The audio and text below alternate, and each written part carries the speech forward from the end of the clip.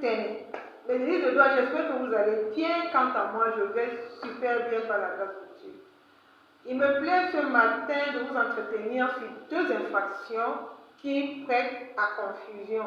Je vais parler ici de l'escroquerie et de l'abus de confiance. Ces infractions sont souvent confondues parce que ce soit en ce qui concerne l'escroquerie ou l'abus de confiance, il y a la remise volontaire de la chose par la victime à l'auteur de l'escroquerie ou alors à l'auteur de l'abus de confiance. Au préalable, je vais déjà vous dire que ce sont des infractions qui sont régies par le Code pénal camerounais à son article 318 et elles sont punies d'une peine allant de 5 ans à 10 ans et d'une amende allant de 100 000 à 1 million. C'est quoi l'escroquerie pour commencer par elle? L'escroquerie, c'est le fait pour l'auteur de pouvoir déterminer la victime ou alors de pouvoir la convaincre à lui remettre une chose en dissimulant ou alors en cachant un fait ou un vice qui pourrait amener l'auteur à ne pas lui remettre cette chose.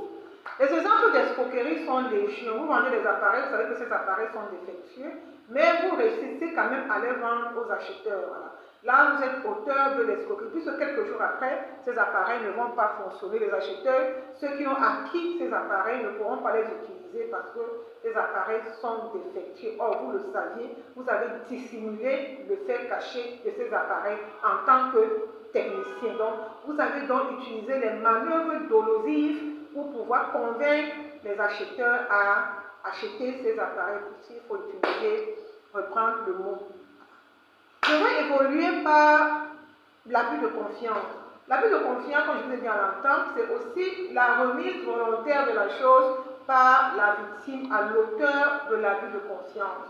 La victime vous a remis un appareil pour, je peux prendre un exemple, pour animer une fête, mais ce jour-là, vous n'êtes pas venu, vous n'avez pas animé la fête, vous avez plutôt utilisé ces appareils à d'autres fins. Donc, les fins pour lesquelles on vous a remis la chose, vous l'avez détourné pour les utiliser pour d'autres fins. Donc, vous avez procédé là à l'abus de confiance. Vous êtes auteur de l'abus de confiance.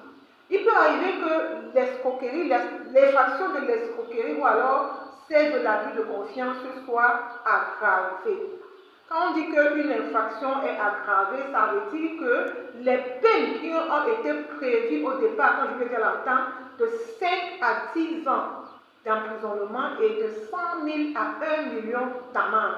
Ces peines seront doublées. Alors, quelles sont les causes qui peuvent amener que l'escroquerie ou alors l'abus de confiance soit aggravé?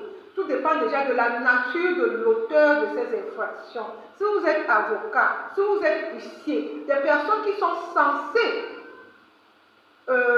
empêcher que ces infractions soient faites, alors vous serez doublement puni par ces infractions.